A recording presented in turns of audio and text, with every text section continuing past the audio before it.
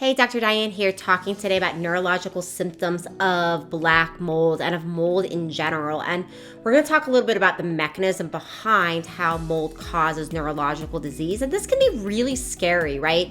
This topic of the neurological system being affected is really, really scary. But luckily, where we are with research is we do know that nerves regenerate. They can regenerate. And there is a point where, of course, there's so much damage that it's very hard to reverse things. That's why it's really important to take these types of symptoms we're talking about very seriously and work with a professional like myself to help yourself as soon as possible.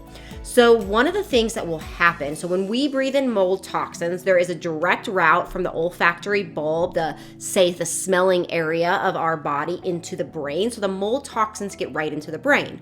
That's one way they get into the brain. Another way they get into the brain is when we breathe them in, they get into our lungs, they get into our circulation.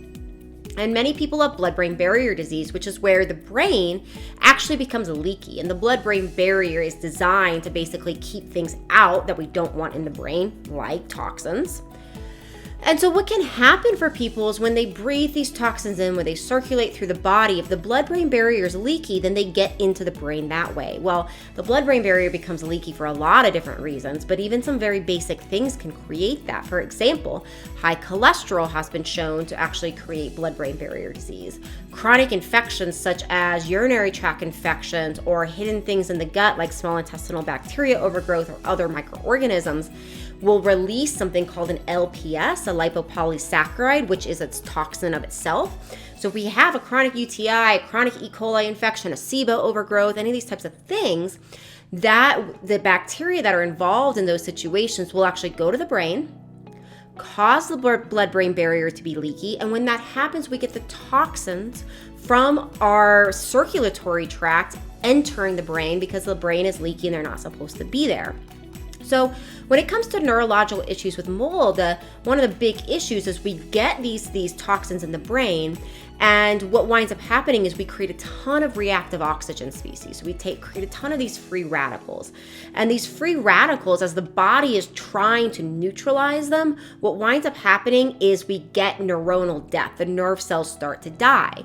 Another thing that can happen is we can actually get plaques build up. So like plaques that are seen with Alzheimer's, for example, have been shown in some studies to actually have an immune response. They have an immune component of them to them. So the idea with the plaques and some of the theory behind the plaques right now is that when our body is making these Alzheimer plaques, it's doing that because it's actually trying to trap an infection or a toxin to basically get rid of it. And of course, the whole process goes haywire and we get too many of these plaques and all of a sudden then we have Alzheimer's, right? But it's actually the body trying to protect the brain against something that is, it thought was worse, essentially.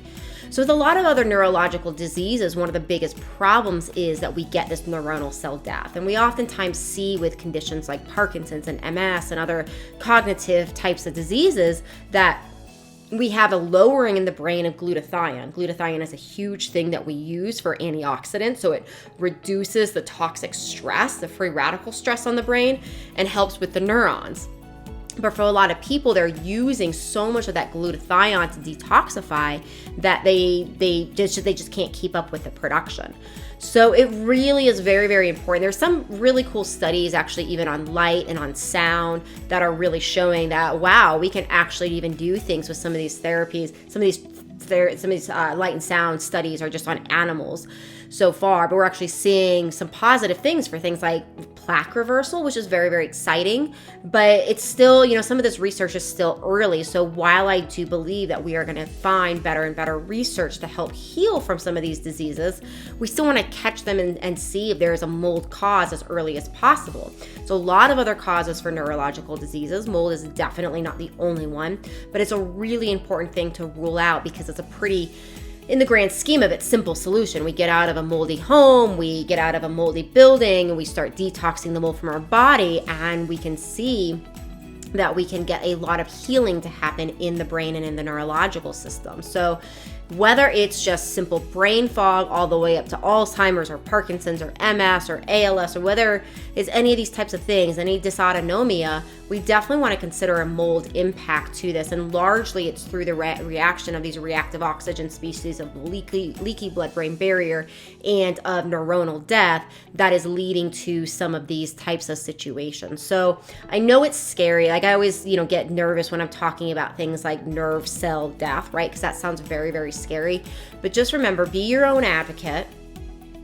Try to have hope and just do your due diligence with making sure if you have these symptoms, you are doing the work to look for things like mold very, very early on. If you need any help or resources, please do check out my office. You can see information about the work I do to help people with mold illness here in the show notes. And please do subscribe to the channel if this has been helpful to you, and I'll see you next time.